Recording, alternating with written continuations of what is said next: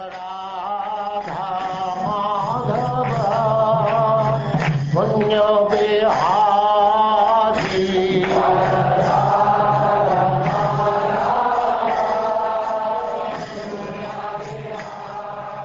now we begin the 5th canto, Chapter 1, The Activities of Maharaja Priyavrata.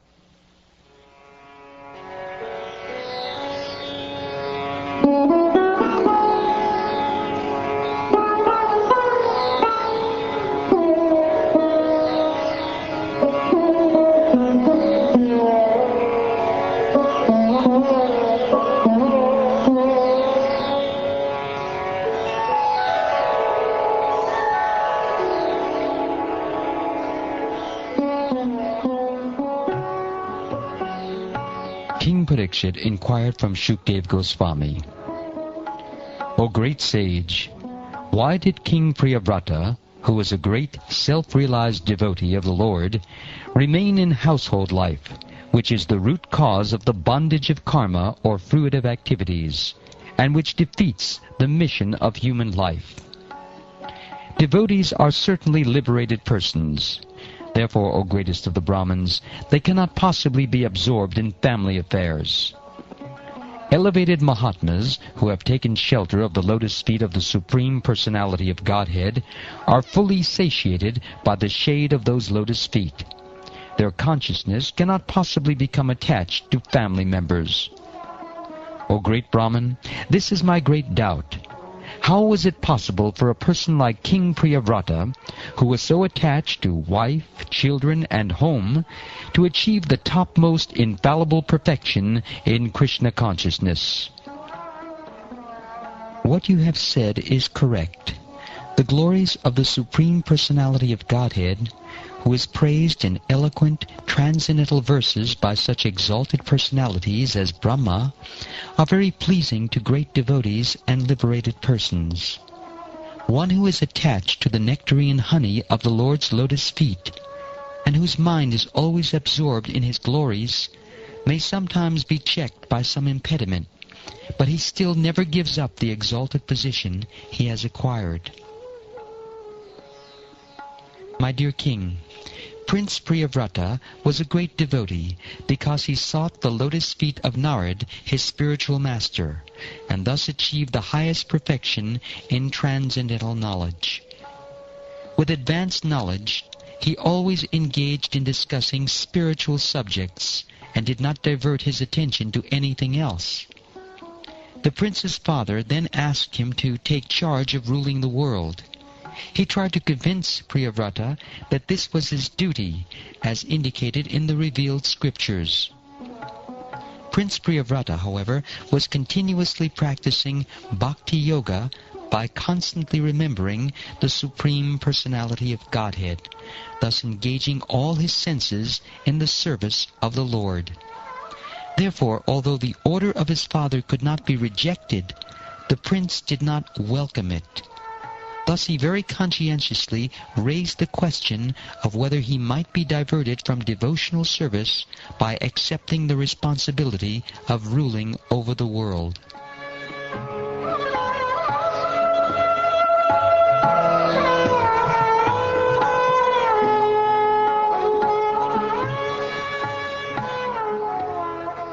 The first created being and most powerful demigod in this universe is Lord Brahma, who is always responsible for developing universal affairs. Born directly from the Supreme Personality of Godhead, he dedicates his activities to the welfare of the entire universe, for he knows the purpose of the universal creation. This supremely powerful Lord Brahma, accompanied by his associates and the personified Vedas, left his own abode in the highest planetary system and descended to the place of Prince Priyavrata's meditation. As Lord Brahma descended on his carrier, the great swan, all the residents of the planets named Siddhaloka, Gandharvaloka, Sadhyaloka, and Charanaloka, as well as great sages and demigods flying in their different airplanes, assembled within the canopy of the sky to receive Lord Brahma and worship him. As he received respect and adoration from the residents of the various planets, Lord Brahma appeared just like the full moon, surrounded by illuminating stars. Lord Brahma's great swan then arrived at the border of Gandhamadan hill and approached Prince Priyavrata, who was sitting there. Lord Brahma, the father of Narad Muni, is the supreme person within this universe. As soon as Narad saw the great swan, he could understand that Lord Brahma had arrived. Therefore he immediately stood up, along with Swayambhuva Manu and his son Priyavrata, whom Narad was instructing.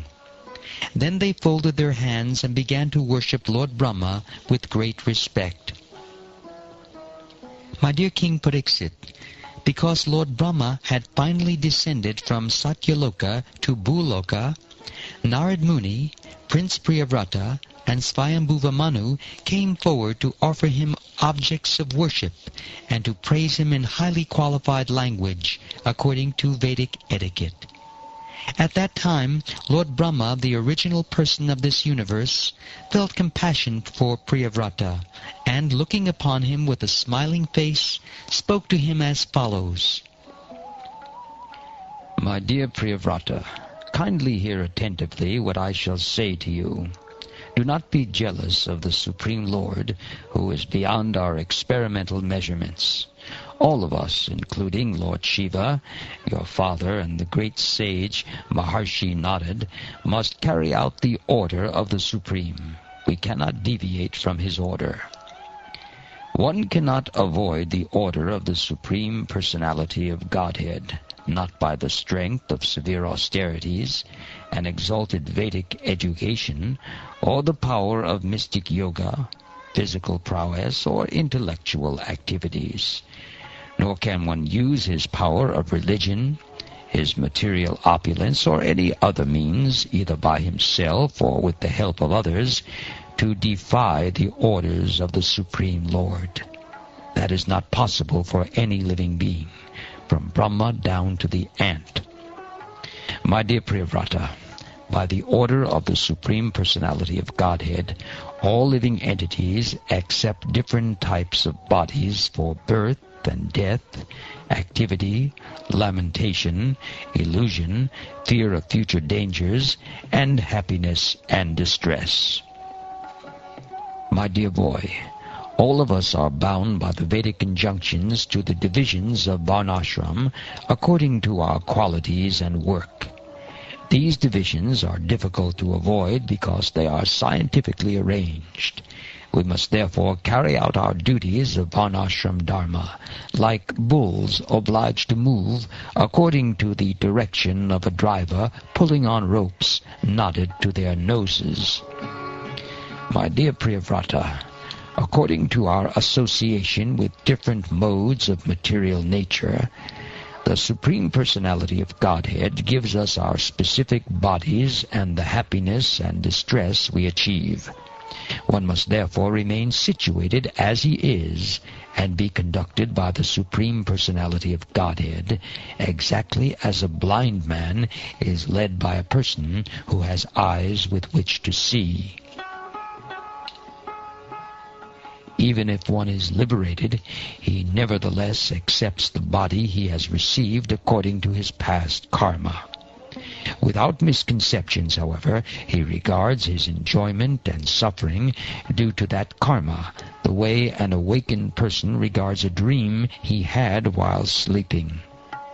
He thus remains steadfast and never works to achieve another material body under the influence of the three modes of material nature. Even if he goes from forest to forest, one who is not self-controlled must always fear material bondage, because he is living with 6 co-wives, namely the mind and knowledge-acquiring senses. Even householder life, however, cannot harm a self-satisfied, learned man who has conquered his senses. One who is situated in household life and who systematically conquers his mind and 5 sense organs is like a king in his fortress who conquers his powerful enemies. After one has been trained in household life and his lusty desires have decreased, he can move anywhere without danger.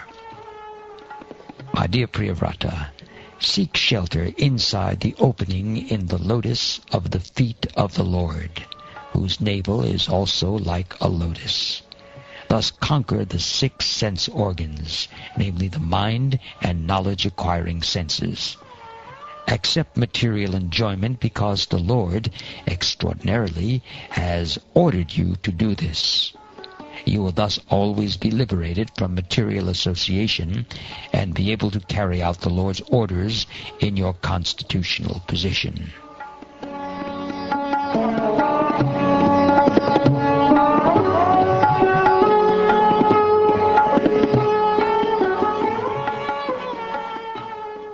Sri Shukdev Goswami continued.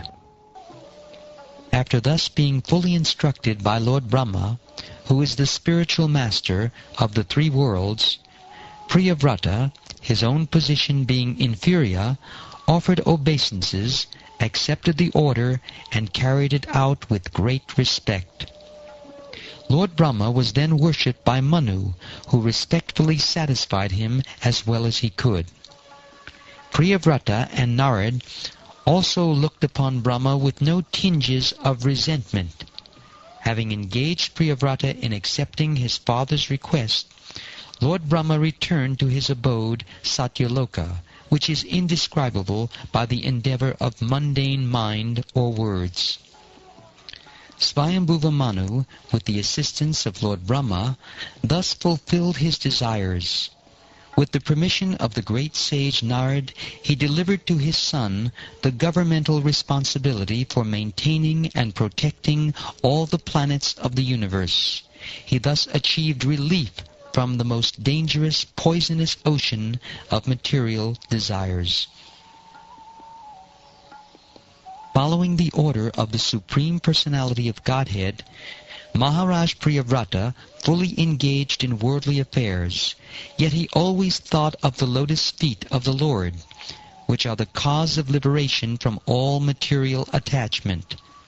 Although Priyavrata Maharaj was completely freed from all material contamination, he ruled the material world just to honor the orders of his superiors. Thereafter Maharaj Priyavrata married Varishmati, the daughter of the Prajapati named Vishvakarma. In her he begot 10 sons equal to him in beauty, character, magnanimity, and other qualities. He also begot a daughter, the youngest of all, named Urjasvati. The 10 sons of Maharaj Priyavrata were named Agnitra, Idmajiva, Yajnabahu, Mahavira, Hiranyareta, Kritaprishta, Savana, Medatiti, Vitihotra, and Kavi. These are also names of Agni, the fire god. 3 among these 10, namely Kavi, Mahavira, and Savana, lived in complete celibacy. Thus trained in brahmachari life from the beginning of childhood, they were very conversant with the highest perfection known as the Paramahansa ashram. Thus situated in the renounced order from the beginning of their lives, all 3 of them completely controlled the activities of their senses and thus became great saints. They concentrated their minds always upon the lotus feet of the Supreme Personality of Godhead, who is the resting place of the totality of living entities, and who is therefore celebrated as Vasudeva. Lord Vasudeva is the only shelter of those who are actually afraid of material existence. By constantly thinking of his lotus feet, these 3 sons of Maharaj Priyavrata became advanced in pure devotional service. By the prowess of their devotional service, they could directly perceive the Supreme Personality of Godhead, who is situated in everyone's heart as the Supersoul, and realized that there was qualitatively no difference between themselves and Him.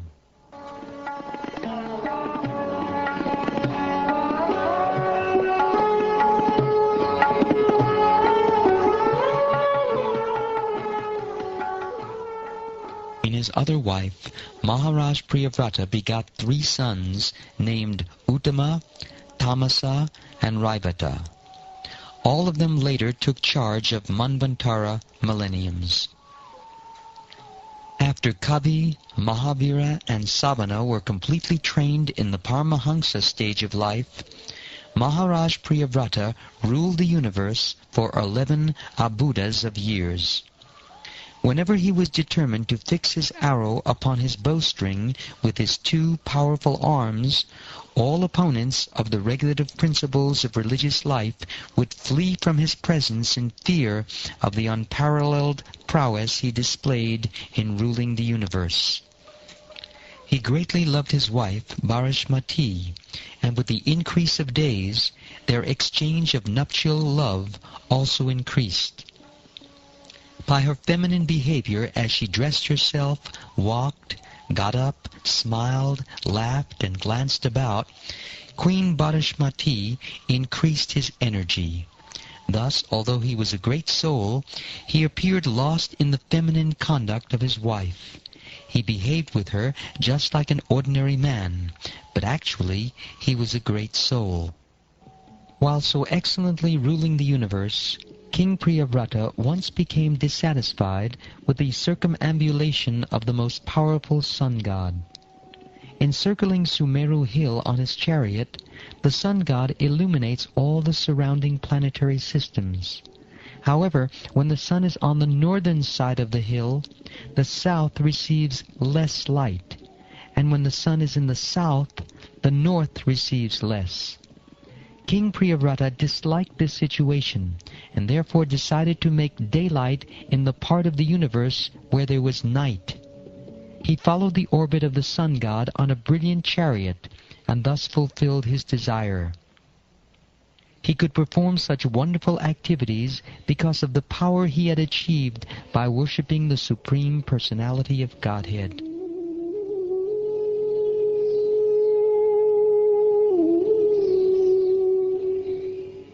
When Priyavrata drove his chariot behind the sun, the rims of his chariot wheels created impressions that later became 7 oceans, dividing the planetary system known as Bhumandala into 7 islands.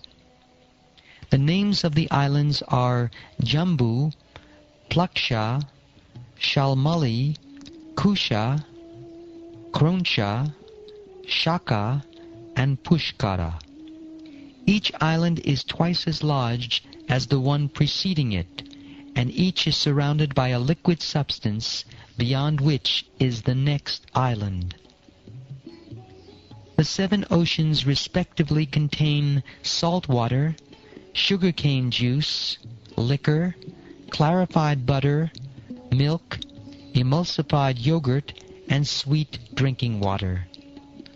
All the islands are completely surrounded by these oceans, and each ocean is equal in breadth to the island it surrounds. Maharaj Priyavrata, the husband of Queen Bharashmati, gave sovereignty over these islands to his respective sons, namely Agnidra, Idmajiva, Yagnabahu, Hiranyareta, Gritaprishta, Medatiti, and Vitihotra. Thus they all became kings by the order of their father. King Priyavrata then gave his daughter, Ujaspati, in marriage to Shukracharya, who begot in her a daughter named Devayani. My dear king, A devotee who has taken shelter of the dust from the lotus feet of the Lord can transcend the influence of the 6 material whips, namely hunger, thirst, lamentation, illusion, old age, and death, and he can conquer the mind and 5 senses. However, this is not very wonderful for a pure devotee of the Lord, because even a person beyond the jurisdiction of the 4 castes, in other words, an untouchable, is immediately relieved of bondage to material existence if he utters the holy name of the Lord even once. While enjoying his material opulences with full strength and influence, Maharaja Priyavrata once began to consider that although he had fully surrendered to the great saint Narad and was actually on the path of Krishna consciousness, he had somehow become again entangled in material activities. Thus his mind now became restless, and he began to speak in a spirit of renunciation. The king thus began criticizing himself. He said, "Alas, how condemned I have become because of my sense gratification. I have now fallen into material enjoyment, which is exactly like a covered well. I have had enough. I am not going to enjoy any more. Just see how I have become like a dancing monkey in the hands of my wife. Because of this, I am condemned." By the grace of the Supreme Personality of Godhead, Maharaja Priyavrata reawakened to his. He divided all his earthly possessions among his obedient sons. He gave up everything, including his wife, with whom he had enjoyed so much sense gratification, and his great and opulent kingdom, and he completely renounced all attachment. His heart, having been cleansed, became a place of pastimes for the Supreme Personality of Godhead. Thus he was able to return to the path of Krishna consciousness, spiritual life, and resume the position he had attained by the grace of the great saint Narad. There are many famous verses regarding Maharaja Priyavrata's activities, such as, "No one but the Supreme Personality of Godhead could do what Maharaja Priyavrata has done. Maharaja Priyavrata dissipated the darkness of night, and with the rims of his great chariot he excavated 7 oceans. To stop the quarreling among different peoples, Maharaja Priyavrata marked boundaries at rivers and at the edges of mountains and forests, so that no one would trespass upon another's property. As a great follower and devotee of the sage Narad, Maharaja Priyavrata considered hellish the opulences he had achieved by dint of fruitive activities and mystic power, whether in the lower or heavenly planetary systems or in human society.